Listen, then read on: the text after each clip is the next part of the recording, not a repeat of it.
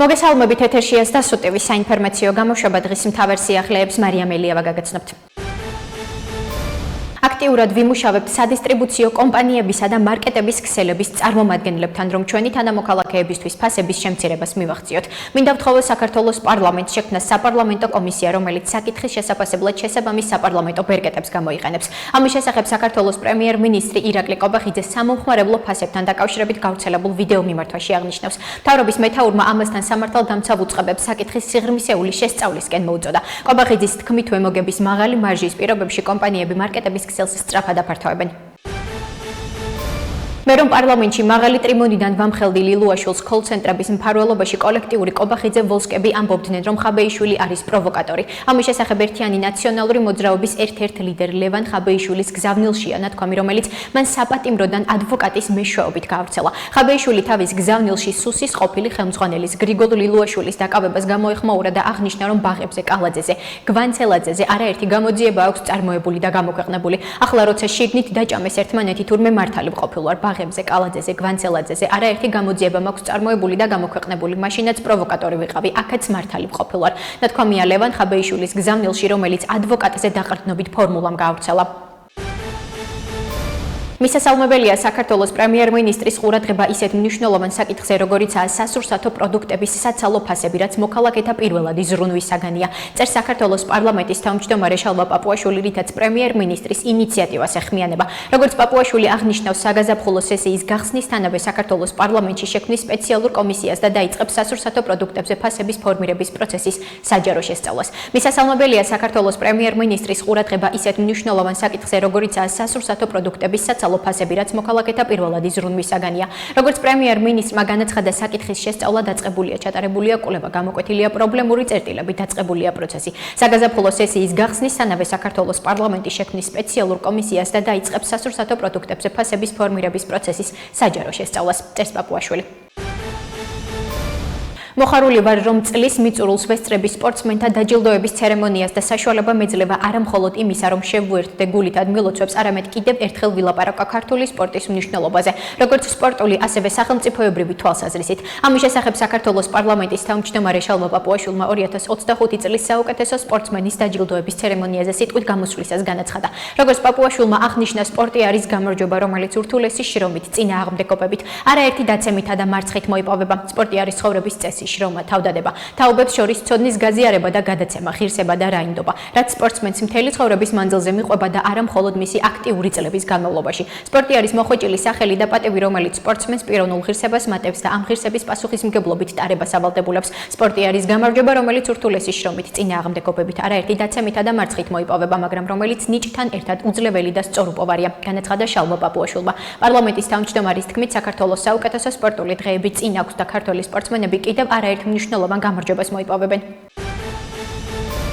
პარლამენტის თავმჯდომარე შალვა პაპუაშვილმა 2025 წლის ელჩების კონფერენციის ფარგლებში სამუშაო სესიის ფორმატში საქართველოს ელჩებს პარლამენტში უმასპინძლა. ამის შესახებ ინფორმაციას პარლამენტის პრესსამსახური ავრცელებს. მათივე ცნობით, სამუშაო სესია საქართველოს საგარეო საქმეთა მინისტრმა მაკა ბოჭორიშვილმა გახსნა. შალვა პაპუაშვილმა ელჩებსა და საელჩოების თანამშრომლებს მადლობა გადაუხადა საპარლამენტო დიპლომატიის ფარგლებში, ორმხრივი ვიზიტების დაგეგმვა განხორციელებაში, ასევე საერთაშორისო პლატფორმების ფარგლებში გამართულ ღონისძიებებში, საპარლამენტო დელეგაციებისთვის გაწეული ქმედითი დახმარებისთვის. სამუშაო სესიის ფარგლებში აღინიშნა საპარლამენტო მეგობრობის ჯგუფებს შორის კავშირების გაძლიერების მნიშვნელობა. სამუშაო სესიის ბოლოს პარლამენტის თავმჯდომარემ ელჩების შეკითხვებს უპასუხა. ნათქვამია ინფორმაციაში.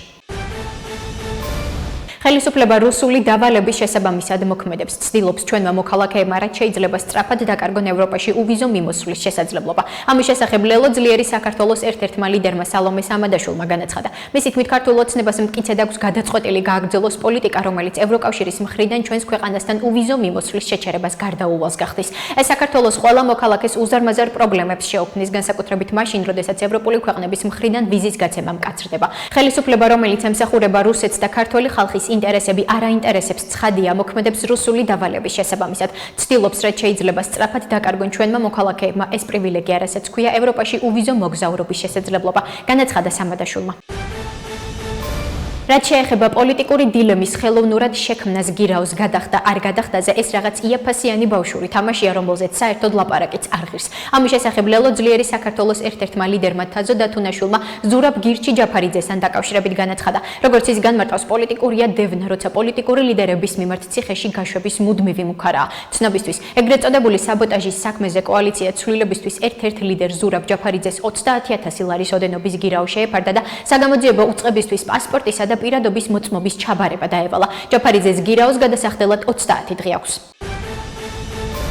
ქალაქის განვითარება შევაჩეროთ იმის შიშით, რომ მშენებლობები კონკრეტულ უბნებს გადატვირთავს ვფიქრობ არასწორია. დიდ დიღომში ბევრი საცხოვრებელი კორპუსი შენდება, ერთ-ერთი განვითარებადი უბანია. ამის შესახებ თბილისის მერმა კახა კალაძემ საკრებულოში ოპოზიციონერი დეპუტატის ნიკოლოზ ჩერქეზიშვილის იმ შეკითხვის პასუხად განაცხადა, რომლის თანახმად დიდ დიღომში მიმდინარე და დაგეგმილი მშენებლობები ხელს ხომ არ შეუშლის ტრამვაის ხაზის დაანონსებული პროექტის განხორციელებას. კალაძის თქმით, ყველაფერი უნდა გაკეთდეს იმისთვის, რომ რაიონები ისე განვითარდეს, რომ მაცხოვრებლებს არ მოუხდეთ გასვლა. ყველაფერი უნდა ჰქონდეთ ადგილზე. მერის თქმით 2012 წელს თბილისში დაახლოებით 180,000 კერძო ავტომობილი გადაადგილდებოდა. მიმდინარე წლის 17 სექტემბერს კი ავტომობილების რეკორდული მაჩვენებელი დაახლოებით 860,000 ავტომობილი დაფიქსირდა. ჩვენი ეკონომიკა იზრდება ყოველწლიურად. ეკონომიკის ზრდასთან ერთად იზრდება ქვეყნის ბიუჯეტიც და ის გვაძლევს მუდმივად სპორტზე მეტი ზრუნვის შესაძლებლობას. ამის შესახებ საქართველოს პრემიერ-მინისტრმა ირაკლი ყობახიძემ 2025 წლის საუკეთესო სპორტსმენის დაჯილდოების ცერემონიაზე სიტყვით გამოსვლისას განაცხადა. როგორც ირაკლი ყობახიძემ აღნიშნა, წელს 340 მილიონ ლარზე მეტი გამოიყო როგორც მაღალი მიღწევების, ისე მასობრივი სპორტის განვითარებისთვის, სპორტული ინფრასტრუქტურის განახლებისა და სპორტსმენების სოციალური დაცვისთვის. მისივე თქმით, თითოეული სპორტსმენი არის საქართველოს საუკეთესო ელჩი საერთაშორისო ასპარეზზე. საქართველოს მთავრობის დადგენილებით 2026 წლის 5 და 6 იანვარი უქმე-დღედ გამოცხადდა. როგორც დოკუმენტში წერია, დადგენილება არ ვრცელდება საქართველოს ეროვნული ბანკის ზედამხედველობას დაქვემდებარებული პირების წინაშე შესასრულებელ ფინანსურ ვალდებულებებზე და სახელმწიფო შესყიდვების შესახებ საქართველოს კანონით გათვალისწინებულ სახელმწიფო შესყიდვებთან დაკავშირებულ საქმიანობაზე. ევროპულმა კომპანიებმა კვლევა ჩაატარეს და მიწისძე და მეტროს პროექტი დაახლოებით 300 მილიონი ევრო დაჯდებოდა. როდესაც დავიწყეთ მსჯელობა, რამდენად სწორი იქნება ამ პროექტში ამხელა თანხის დახარჯვა მაშინ, როდესაც გადაუდებელი აუცილებლობა ახმეტელის თეატრისა და ვარკეთილის მეტროსადგურების ხაზების დაგრძელება, მივიღეთ გადაწყვეტილება, რომ ეს პროექტი დროებით შეგვეჩერებინა. ამის შესახებ დედაქალაქის მერმა კახა კალაძემ თბილისის საკრებულოს ხდომაზე შესაბამისი კითხვის საპასუხოდ განაცხადა. კალაძის თქმით, მერიას რომ დაიწყო აღნიშნული პროექტის განხორციელება, მაშინვე წამოვიდოდა კრიტიკა და კითხვები თუ რატომ გადავდგით ნაბიჯი და რატომ ხარჯავთ ამდენ თანხას. მაშინ, როდესაც არის სხვა პრიორიტეტები და აუცილებლობები. რაც შეეხება ბაკის პარკს, დედაქალაქის მერის თქმით, ძირითადი სარეაბილიტაციო სამუშაოები უკვე დასრულებულია და დარჩენილია ეგრეთ წოდებული კასკადის პროექტი, რომელსაც უცხოური კომპანია შეასრულებს. ახლა კი გაგაცნობთ უცხოეთის სიახლეებს. საფრანგეთი ამერიკის შეერთებული შტატების მიერ ტიერი ბრეტონის წინააღმდეგ სავიზო შეზღუდვების დაწესებას მკაცრად გმობს. ამის შესახებ საფრანგეთის საგარეო საქმეთა მინისტრი ჟან ნოელ ბარო სოციალურ ქსელში წერს. საფრანგეთის საგარეო საქმეთა მინისტრის განცხადებით, ევროპაში ციფრული სერვისების აქტი დემოკრატიულად არის მიღებული. იმის უზრუნველსაყოფად, რომ რაც რეალურ სამყაროში უკანონოა, ონლაინ სივრცეშიც უკანონო იყოს. შეგახსენებთ, ამერიკის შეერთებული შტატების სახელმწიფო დეპარტამენტმა შიდა ბაზრის საკითხებში ყოფილ ევროკომისარს ტიერი ბრეტონს და დეზინფორმაციასთან მებრძოლი ორგანიზაციების 4 ხელმძღვანელს ამერიკის შეერთებულ შტატებში შესვლა აუკრძალა. სახელმწიფო დეპარტამენტის განცხადებით, აღნიშნული პირები ევროკავშირის მასშტაბით ამერიკული სოციალური მედია პლატფორმებისთვის ცენზურის დაწესებაში მონაწილეობდნენ. ამასთან ამერიკის შეერთებული შტატების სახელმწიფო მდივნის მოადგილე სარა როჯერსმა ტიერი ბრეტონს ციფრული სერვისების აქტის მთავარი ინიციატორი უწოდა. მოსკოვში აფეთქების შედეგად 2 პოლიციელი დაიღუპა. ინფორმაციას რუსული მედია ავრცელებს. რუსეთის საგამოძიებო კომიტეტის განცხადებით, პოლიციის თანამშრომლებმა მოსკოვში პოლიციის ავტომობილთან საეჭვო პირი შენიშნეს, ხოლო როდესაც მას დასაკავებლად მიუახლოვდნენ, ასაფეთქებელი მოწყობილობა მოქმედებაში მოვიდა. საგამოძიებო კომიტეტის ცნობით, აფეთქების შედეგად ეჭვმიტანილიც დაიღუპა. მიღებული დაზიანებების შედეგად 2 პოლიციელი, ასევე მათ გვერდით მყოფი პირი გარდაიცვალა, აცხადებს რუსეთის საგამოძიებო კომიტეტი. რუსეთის საოკუპაციო ძალებმა 24 დეკემბრის ღამეს უკრაინის ქალაქი ზაპოროჟიეს საჰაერო ბომბებით დაბომბეს. ინფორმაციას უკრაინული მედია ზაპოროჟიეს საოლქო სახელმწიფო ადმინისტრაციის ხელმძღვანელზე ივან ფედოროვზე დაყრდნობით ავრცელებს. ფედოროვის ინფორმაციით, რუსებმა ქალაქში 3 საჰაერო ბომბი ჩამოაგდეს, რის შედეგადაც საცხოვრებელი შენობები დაზიანდა და 2 ადამიანი დაშავდა. ამ დროისთვის არსებული მონაცემებით თავდასხმამ ავტოფარეხებში ხანძარი გამოიწვია და ავტომობილები დააზიანა. ფედოროვის ინფორმაციით, თავდასხმის შედეგების დასადგენად მუშაობა ჯერ კიდევ მიმდინარეობს.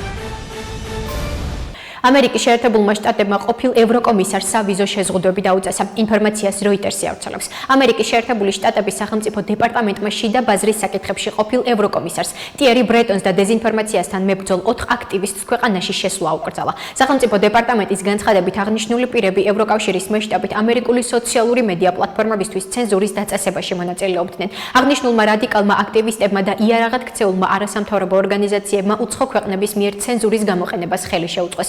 თითოეულ შემთხვევაში მათი სამიზნე ამერიკული კომპანიები იყო, ნათქვამია ამერიკის შეერთებული შტატების სახელმწიფო დეპარტამენტის განცხადებაში. შეგახსენებთ, მიმდინარე თვის დასაწყისში ევროკომისიამ ილონ მასკის სოციალური პლატფორმა X-ი ევროკავშირის ციფრული უსაფრთხოების რეგულაციების დარღვევაში დაადანაშაულა და ციფრული სერვისების აქტის ფარგლებში 120 მილიონი ევროს ოდენობის ჯარიმა დაუწესა.